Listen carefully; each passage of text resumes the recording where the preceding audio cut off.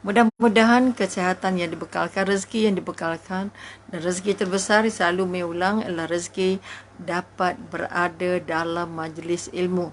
Bila kita kata dapat berada dalam majlis ilmu, ini merupakan satu dari nikmat paling besar kerana tidak ada jalan untuk merasa dekat dengan Allah, untuk merasa cinta dengan Allah, untuk rasa takut dengan Allah selain daripada melalui jambatan yang namanya ilmu.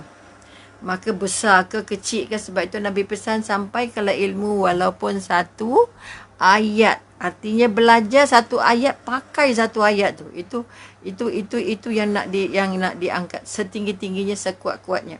Sebab itu sekali lagi kita panjatkan kita ungkapkan Allahumma salli ala Sayyidina Muhammad.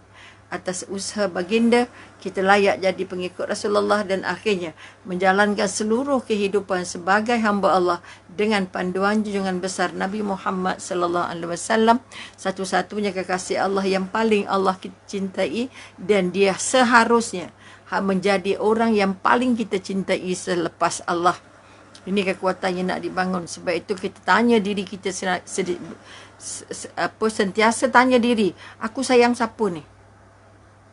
Siapa yang paling aku sayang? Ini kekuatan kalau kita nak belajar mengukuhkan akidah, siapa orang yang paling kita sayang. Kalau jawapannya bukan Allah dan Rasulullah, bukan Rasulullah, kalau misal tanya siapa orang yang paling anda sayang, paling sulit untuk dapat jawapan yang namanya Muhammad Rasulullah. Yang ada suami, yang ada isteri, yang ada kata anak, yang ada kata ibu, macam-macam. Jawapannya tidak salah tapi tidak tepat. Malah kita kata boleh tergoyang akidah. Hubungan kita dengan Allah boleh terganggu dengan jawapan yang kita bagi. Nampaknya sangat mudah tetapi itu menjejas akidah. Sebab itu kalau kita nak bangun balik kekuatan, siapa orang yang paling kita sayang di dunia ini, tidak lain dan tidak bukan. Jawapannya adalah Rasulullah. Kalau namanya manusia, tidak ada lagi jawapan lain, tidak ada manusia lain yang harus mengambil tempat yang namanya Rasulullah di hati kita. Sebab itu kita nak mengurus balik diri kita, nak mengurus balik bahawa kita sayang siapa. Dalam hati kita tersinggahnya siapa. Kalau masih tersinggah manusia, tersinggah ibu, tersinggah harta, tersinggah jawatan, tersinggah gelaran, maka kita minta maaf. Kekuatan hubungan dengan Rasulullah belum tumbuh, belum kuat. Macam mana kita nak merasa bahawa kita jadi pengikut Rasulullah? Maka kekuatan yang kita nak angkat ialah balik menyemak. Aku tidak boleh sayang. Sebab itu Allah pesan apa? Andai kata yang kamu sayang lebih daripada aku dan kekasihku, yang kamu sayang mak, yang kamu sayang anak, yang kamu sayang keluarga, yang kamu sayang bisnes, yang kamu sayang jawatan, yang kamu sayang harta, yang kamu sayang perniagaan, maka tunggulah azabku amatlah pedih. Ini amaran dari Allah. Kalau kamu mengaku hamba Allah, maka tolong bangun kekuatan bahawa yang paling aku cinta, yang paling aku nak jaga adalah Allah dan Rasulullah. Memang cinta suami tak ada masalah, cinta anak tak ada masalah. Tetapi semua cinta pada dunia ini mesti kalah dengan cintanya kepada Allah dan Rasulullah. Jika tidak, kita tak mampu jadi hamba Allah. Keyakinan atau akidah kita koyak. Ini kekuatan yang nak dibangun. Jangan main-main. Nampaknya mudah saja. Sebab itu ramai orang kata kalau mintanya ini tangan siapa? Ramai orang kata ini tangan saya. Tapi kita tak pernah jawab ini tangan pinjam dari Allah. Ini mata pinjam dari Allah. Ini telinga pinjam dari Allah. Ada mulut pinjam dari Allah. Sebab itu kekuatan yang nak dibangun seorang yang dicintai Allah. Kita masih mengulang sedikit lagi tajuk kemarin pula. Tajuk semalam, sebab semalam tak selesai. Tanda ataupun siapa yang dicintai Allah ialah orang yang paling cinta dengan Allah dan cinta Rasulullah. Dia tak boleh cinta Allah tinggal Rasulullah. Kerana Muhammad dan Rasulullah. Sebab itu ada setengah orang yang dah pandai-pandai, dia belajar entah di mana, dengan berguru dengan orang guru-guru yang mana, akhirnya mengaku, saya hanya ikut Quran, tak ikut hadis. Aduh, saya tinggal hadis, saya pegang Quran saja. Letih kita. Sebab itu sekali lagi, mari kita menyemak. Mungkin kita tak belajar sampai luar negara, mungkin kita tak belajar sampai tempat besar-besar, tak jumpa ulama besar-besar yang kita tak tahu sah ke tidak, betul ke tidak, tepat ke tidak, apa yang dibawa itu mengikut apa yang Rasulullah bawa. Ini kekuatan. Jangan terpesona dengan serba, dengan jubah, dengan misai, dengan janggut, dengan segala benda. Kita bukan menafikan. Kita bukan nak mengejek, bukan nak menghina. Tapi hari ini sudah sangat banyak orang yang mengaku dia lah wali Allah, yang mengaku dia lah segala yang hebat, yang pandai, tetapi perbuatan kehidupannya tidak menggambarkan apa yang didakwanya. Maka sekali lagi, bagi kita belajar kecil-kecil, tapi kecil-kecil itu buat. Belajar sikit-sikit tapi tak pernah berhenti. Daripada kita mengaku saya ni ada itu, ada ini, pandai itu, pandai ini, tapi penampilannya tidak, akhlaknya tidak tertampil seperti apa yang digambarkan dalam ilmunya. Sebab itu Allah sangat, Rasulullah sangat berpesan, jaga akhlak. Aku diutus untuk menjaga akhlak. Aku diutus untuk jaga akhlak, untuk bagi peringatan, untuk bagi amaran. Aku diutus jadi contoh.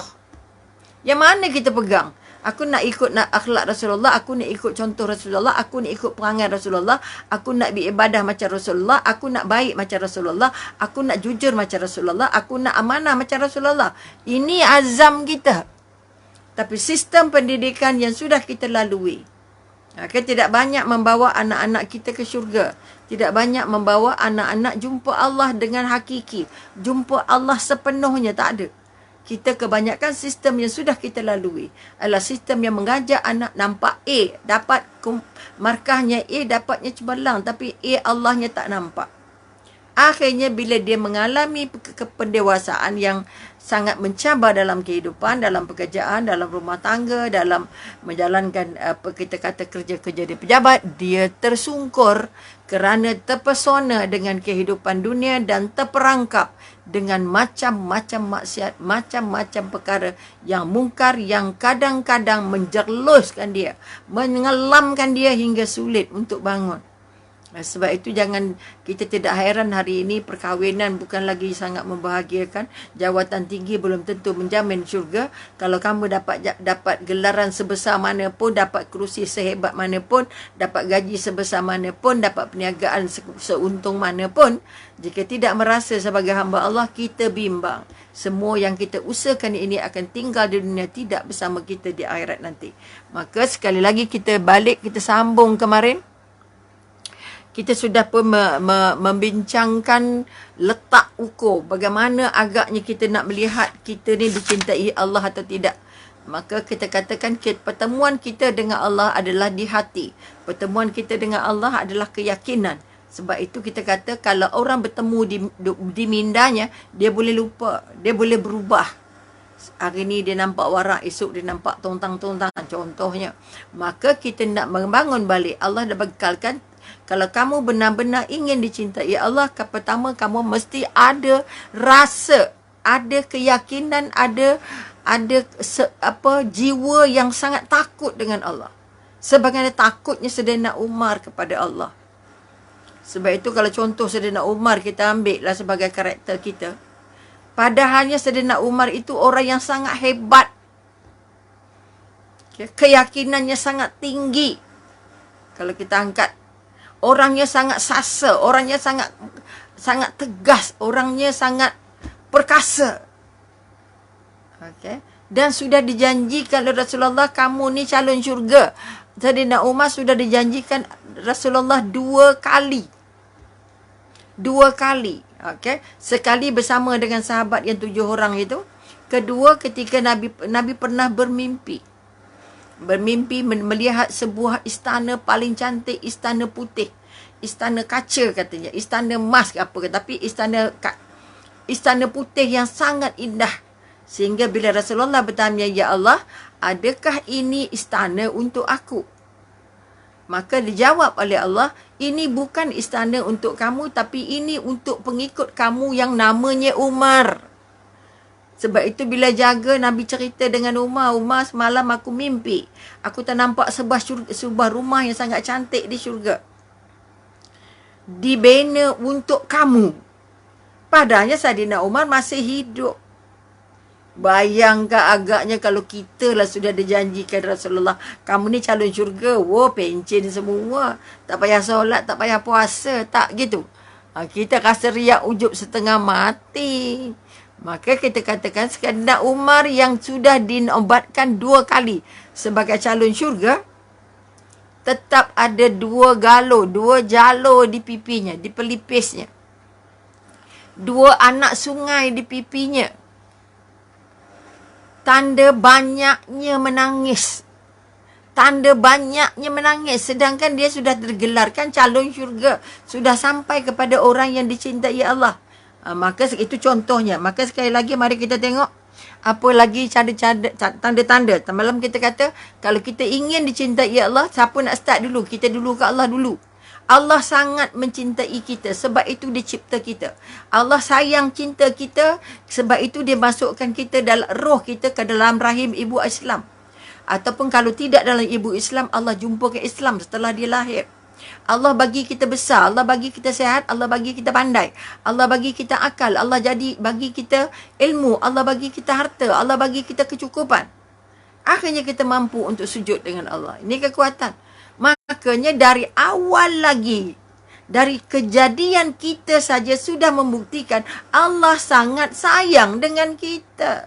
Allah tak pernah tinggal. Sebab itu ayat kursi itu mahal.